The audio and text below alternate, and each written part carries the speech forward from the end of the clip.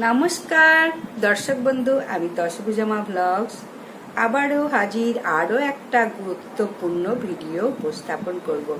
আজ বলবো জগন্নাথ দেবের স্নান যাত্রা 2025 কবে, পূর্ণিমা তিথি শুরু হচ্ছে কবে।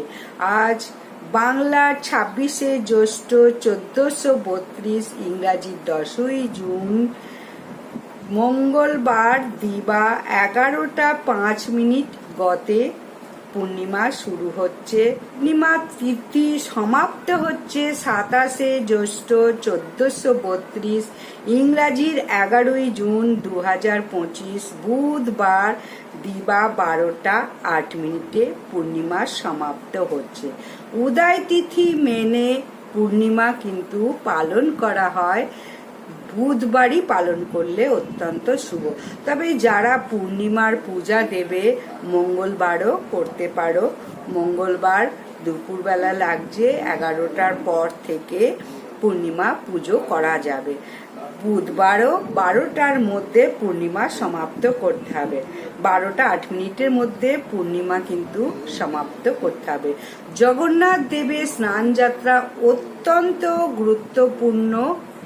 এই অনুষ্ঠানটি এই অনুষ্ঠানটা জ্যৈষ্ঠ মাসের পূর্ণিমা তিথিতে আয়োজিত একটা বিরাট বড় উৎসব। হিন্দু দেবতা জগন্নাথের ভক্তদের কাছে এটি অত্যন্ত গুরুত্বপূর্ণ উৎসব। এই দিনটিকে জগন্নাথের জন্ম তিথি বলেও মনে করা হয়। এই দিনই জগন্নাথ দেবের জন্ম হয়েছিল, এটাই বলা হয়। রাজা ইন্দ্রদুম্ন এই দিনকেই জগন্নাথ দেবের মূর্তি স্থাপন করেছিলেন। পুরীতে স্নান যাত্রা উপলক্ষে জগন্নাথ দেবের বলভদ্র, সুভদ্রা এবং সুদর্শন চক্র, মদন মোহন বিগ্রহকে জগন্নাথ মন্দির থেকে স্নান বেদিতে বের করে আনা হয় এবং সেখানে সেই বিগ্রহ জগন্নাথ মন্দির থেকে বার করে এনে প্রথাগতভাবে স্নান করানো হয়। ভক্তদের দর্শনের জন্য সুন্দর বেশভূষায় সজ্জিত করা হয়। হাতির বেশ, হাতির সমস্ত কিছু সাজ দিয়ে জগন্নাথ এবং বলভদ্রকে সাজানো হয়। জগন্নাথের ভক্তদের বিশ্বাস, সেদিন যদি তারা পুরীর জগন্নাথ মন্দিরে দেবতাকে দর্শন করতে যান তবে তাদের সকল পাপ থেকে মুক্ত হয়। এই জন্য অসংখ্য ভক্ত স্নান যাত্রা উপলক্ষে পুরীর মন্দিরে দর্শনে যান। স্কন্দ পুরাণে বলা হয়েছে, পুরীর মন্দিরে বিগ্রহ প্রতিষ্ঠার পরেই প্রথমবার রাজা ইন্দ্রদুম্ন এই অনুষ্ঠান আয়োজন করেছিলেন। এটা স্কন্দ পুরাণে বলা আছে। এইবার এটা কিভাবে অনুষ্ঠানটা করা হয় স্নান যাত্রার, সেটাই বলবো। স্নান যাত্রা পূর্ব সন্ধ্যায় আগের দিনকে জগন্নাথ দেব, বলভদ্র এবং সুভদ্রা, সুদর্শন চক্র, মদন মোহন বিগ্রহ একটি বিশাল শোভাযাত্রা সহযোগে মন্দিরে গর্ভগৃহ থেকে বার করে স্নান বেদিতে এনে রাখা হয়। তারপর ভক্তেরা এই সময় জগন্নাথকে দর্শন করতে আসেন কোটি কোটি ভক্ত, এবং মনে করা হয় সমস্ত পাপ মুক্ত হয়ে যাবে যদি দর্শন করা হয় একবার জগন্নাথ দেবকে। স্নান যাত্রার দিন মন্দিরে উত্তর দিকে কূপ আছে, সেইখান থেকে জল এনে মন্ত্রস্নানে জলকে শুদ্ধ করতে হয়।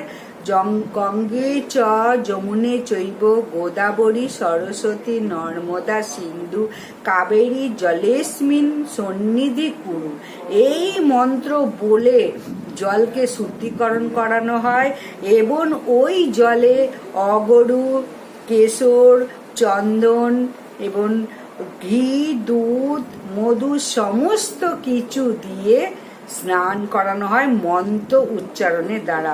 বিশেষ মন্ত্র আছে, সেই মন্ত্রের দ্বারা অভিষেক করানো হয়, স্নান করানো হয়। এই কারণে এই জিনিসটাকে স্নান যাত্রা বলা হয়েছে। এবং এই স্নান যাত্রার দিন 108 কলস জল নিয়ে এসে স্নান করানো হয়।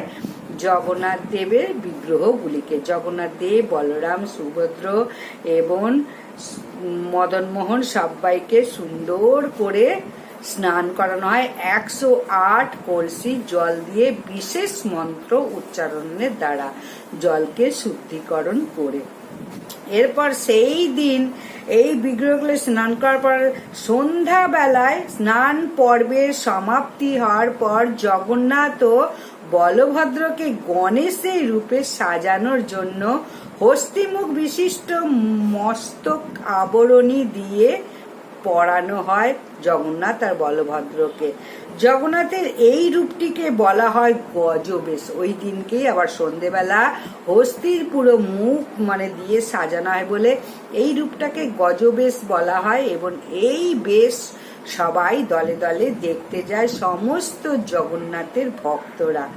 বিশ্বাস অনুসারে স্নান যাত্রার পর জগন্নাথ অসুস্থ হয়ে পড়েন ওই 108 কলস জলে স্নান করার পর।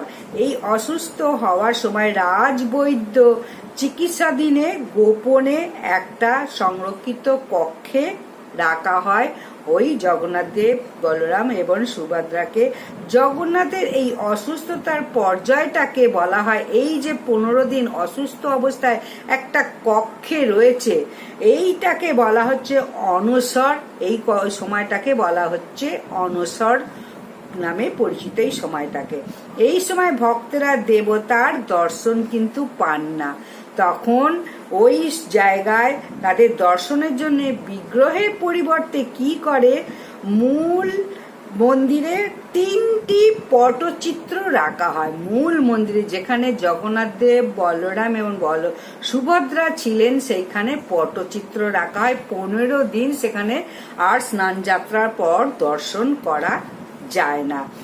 এবং এটা বিশ্বাস করা হয় এই অনসর পর্যায়ে, ওই সময়কালটাকে তো বলছে অনসর কাল, এই অনসর পর্যায়ে কি করে, তখন মানুষ সব দলে দলে কোথায় যায়, রাজবৈদ্য তো আয়ুর্বেদিক পাচন খেয়ে এক পক্ষকালের মধ্যে সুস্থ হয়ে ওঠে জগন্নাথ সুভদ্রা। তারপর ভক্তরা আবার তাকে দর্শন করতে পারে। এই সময় ওরা চলে যায়। জগন্নাথ দেবের রথের নাম কি? জগন্নাথ দেবের রথের নাম হচ্ছে নন্দীঘোষ। জগন্নাথ দেবের রথের প্রতিটি অংশই অতি পবিত্র।